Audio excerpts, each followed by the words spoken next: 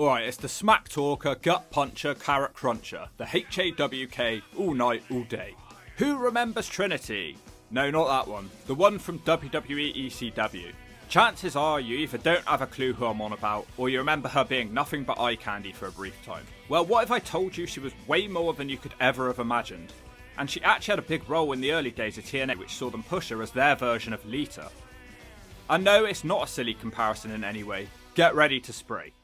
Trinity wrestled 6 matches on the Indies starting in 2002 before getting her big break. Trinity debuted in TNA as early as their 22nd pay-per-view ever. No one knew who she was or why she was here. She was given a position as a manager of a tag team called Divine Storm. Despite being just shoved here on screen without any explanation, it was clear that the camera loved Trinity. This girl was just here randomly hitting dives on the guys. It wasn't just the fact that she was more muscular than a team that she was managing, or the fact that she had a sick moonsault. She just had a much bigger presence than her team and their opponents. They felt like indie geeks, but she felt like she belonged on telly. It was clear that she belonged and the others didn't. Just to be clear though, Divine Storm were fine in the ring, they were just completely bland and forgettable. And TNA management seemed to agree with that statement because pretty quickly they were gone, but Trinity remained. She actually had her team on a winning streak before that ended. It was one of those rare times when you actually look forward to her interference in the matches because she'd always do something cool. Plus, I mean, come on, you're not going to complain when she's on your screen. Trinity went on to make her in-ring debut on the 30th TNA show. She was paired up with Kid Cash, and her association with him would have a bit more continuity than her last team. Their opponents were Sunny, Don't Look at My Arsiaki, and Desire, his baby mama. Trinity and Desire were pretty much the only women in TNA at this point, so they'd fight all the time. Unfortunately, Desire wasn't as skilled in the ring. Trinity impresses here again in her first match. She's doing things that we'd only really seen from Lita or maybe Molly Holly. She was pretty rare by 2003 standards. Having a woman who could do this stuff really made her stand out and it made her matches must watch. And you gotta remember, she's only a year into the wrestling business. She really has no business being this good. I'm gonna make a controversial statement though. I think her moonsault perhaps may be even better than the perk salt. I think even Angle may have been jealous by her moonsault, but we'll come back into talking about the perk salt later on. Kid Cash seemed to like her at first and the team worked. She even helped Kid Cash capture the X Division title. People were even cheering Kid Cash, who was probably the most natural heel of all time. The guy might as well have dickhead tattooed on his forehead, and I'm sure he'd agree with that. There were early signs that Trinity's high-risk style could end up costing her though. After a couple of months, Kid Cash got jealous of Trinity because she was stealing his spotlight. Also, people kept annoying him by saying he was only the champion because of her, specifically Amazing Red. You want to wrestle her? She's a girl. A girl. Hello? Unlike you, I'm a gentleman, you little prick. So a triple threat match was set for the X Division title, with Trinity becoming the first woman in TNA history to challenge for a men's belt. She looks like $1,000,000, a complete Amazon who would put most men to shame. She almost looks out of place in the scruffy, mouldy TNA asylum. She holds her own in this match, but I bet it helps that Amazing Red is smaller than her, and therefore it's believable. Cash steals the win from her.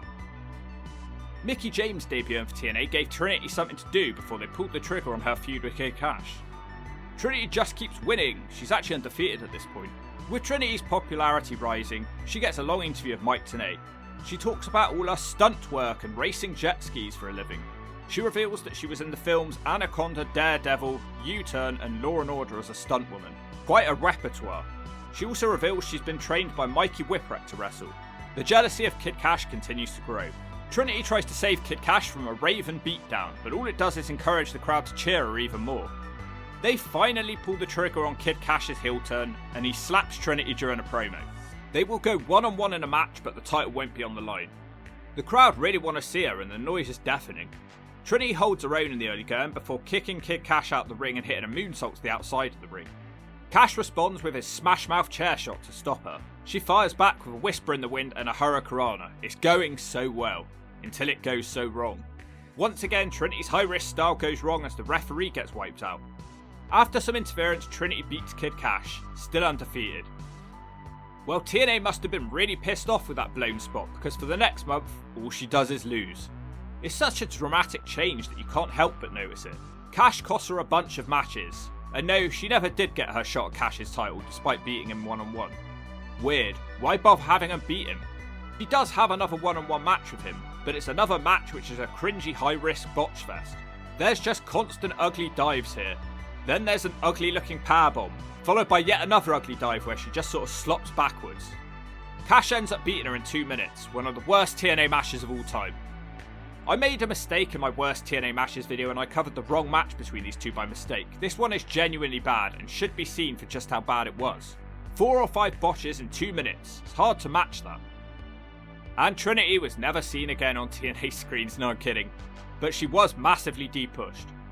One more loss to the notorious KID where the crowd are firmly behind her, showing that she still has worth to TNA, and then they kicked her off the show and sent her to Explosion, a show that nobody ever watched. Something else unfortunate happened at this point. During a dark match, Trinity broke Desire's back with a fisherman suplex, although watching it back I'm not really sure who's to blame. It must have been really hard for Trinity to stick around wrestling with TNA at this point because everything was going wrong. She was also dating Kid Cash during this time and it was reportedly a bit of a rough relationship for her. She returned to the main show later that year as a heel. She was now one of Vince Russo's henchmen, except she wasn't a mun. She actually looked even better than ever here. She helped AJ Styles retain his world title. She was mostly paired up with Sonny Don't Look at My Asiaki, or running interference to help AJ Styles win his matches. She wasn't doing much, but she sure looked good doing nothing. This all goes nowhere, and she doesn't have a match on the main show for 10 months. There was just no women signed for her to fight with. You might even be wondering if she actually returns to the ring, and the answer is yes, but you won't like how it happens. Trinity randomly turns on Siaki with a chair and joins the gifted Glenn Gilberti, How Is He Gifted, faction. So she traded one pointless faction for another pointless faction. I guess it made sense because she was also from New York with Italian heritage. And she is apparently the leader of this group, although it never felt like it. The real reason that they brought back Trinity was because Desire returned from her broken back injury, and now this is going to be some sort of epic feud. It's dumb though because Trinity wasn't exactly gloating or bragging about breaking her back. The whole situation that it even happened was news to me. Most people probably forgot Desire had even existed. She'd hardly done anything in TNA. Oh well, it's another woman for her to finally fight. And fight they do, like no other woman wrestler can possibly exist in the TNA universe. Their first match back in the ring and Desire actually beats Trinity in a nothing match. It just feels really stupid that Trinity could actually lose. Desire just feels too cute and nice. I can't imagine her beating anybody. And Trinity wrestling as a heel was also silly. You've got this girl who can do these crazy moves, but you're not going to have her do anything. Trinity wins the second match, which is also scruffy, but she does try to break Desire's back with a moonsault in a post-match attack. She also beats a young Angelina Love in a good match and moonsaults her on a steel chair. The feud between Desire and Trinity leads to the biggest match of their wrestling careers. It's a stretcher match. It's actually very hardcore for a women's match in 2004. They kick the hawk out of each other. And it looks like Desire has the match won when Trinity throws herself through a table off a balcony. But when they arrive at the ambulance, Big Vito debuts in TNA, he hits the door into Desire's head and Trinity wins. Big Vito has joined the NYC faction. So I guess the moral of the story is, if you can recover from something as crazy as a broken back, don't bother. You won't gain anything from your return. No fairy tale story here then. They start this storyline that Trinity is bored of not having matches again.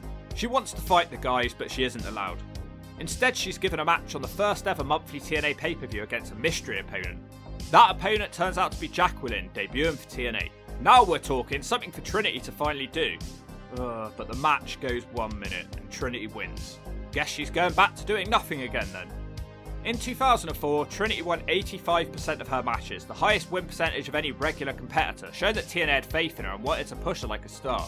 But the lack of a division really harmed her. After the New York faction fizzled out, Trinity started feuding with Tracy Brooks over who could be Dusty Rhodes' assistant. She was mostly seen in the back of his little truck arguing on a hay bale. It was constantly insinuated that both were performing sexual favours to secure the job from Dusty. Trinity lost this competition after it was settled in the ring between two tag teams that the women had selected and managed. Why not have the women have an actual match between the two?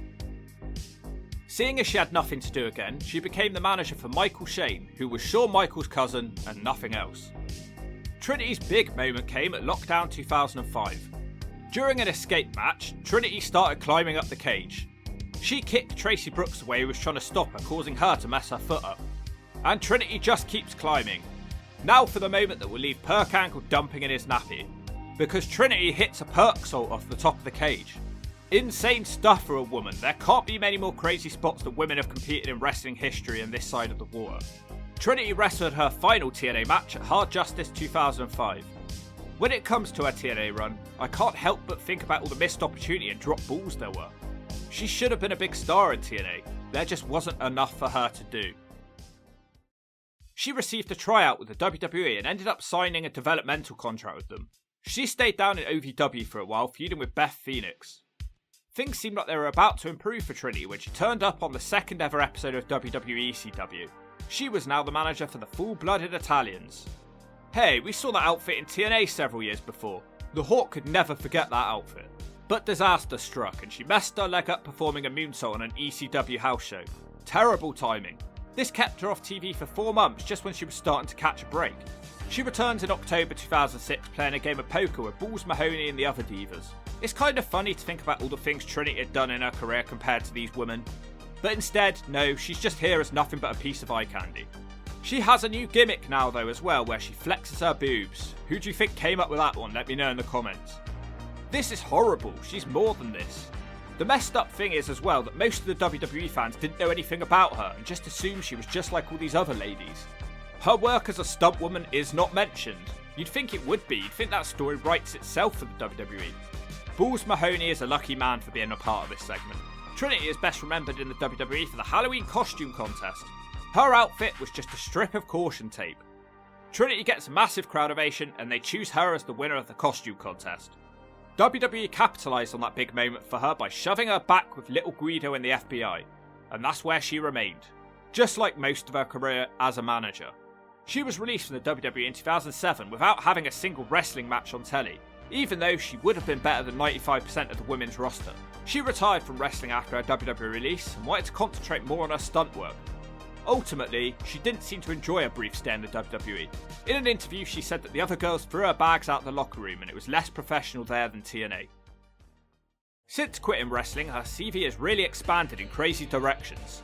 In 2008, she was the winner of a Screen Actors Guild Award for performing stunts in The Bourne Ultimatum. She was also nominated for another award in 2009. She worked on the TV show Gotham and she performed stunts for the video game Red Dead Redemption 2. Pretty impressive stuff.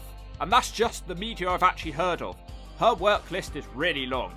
Although she had retired from wrestling, there was time for one final TNA appearance in 2013. She wrestled on one of the one night only pay-per-views, so you probably didn't realise it happened because nobody watched these things. After no match for 8 years, it was honestly really cool to see Trinity back in TNA. She didn't look like she had aged a day despite being 41. Unfortunately, the crowd had no idea who Trinity was. TNA did her dirty. There was no hype package to remind people. Trinity seemed disappointed by the crowd's reaction. She used to have the crowd going nuts for her. ODB wins the match, and it was a pretty sad way for Trinity's wrestling career to end. So Trinity, she's the case of the right person at the wrong time. She had all the attributes to be something in this wrestling business, but TNA didn't have a women's division. She also suffered because she wasn't able to improve her in-ring skills when she needed to because she only debuted at the start of the 2000s. Maybe some of the stuff she was trying was a bit too advanced for her, but she clearly had athleticism on her side and she looked like a star. She could also talk well too, as long as she could tolerate that heavy New York accent. But I think it's important to remember the stuff that this woman did throughout her career and show that she was more than just a piece of ass in ECW. The girls that she was on screen with probably had an easy time getting into the WWE, but for Trinity it was a long hard road. And if you don't agree with that, I'll go into smash mode.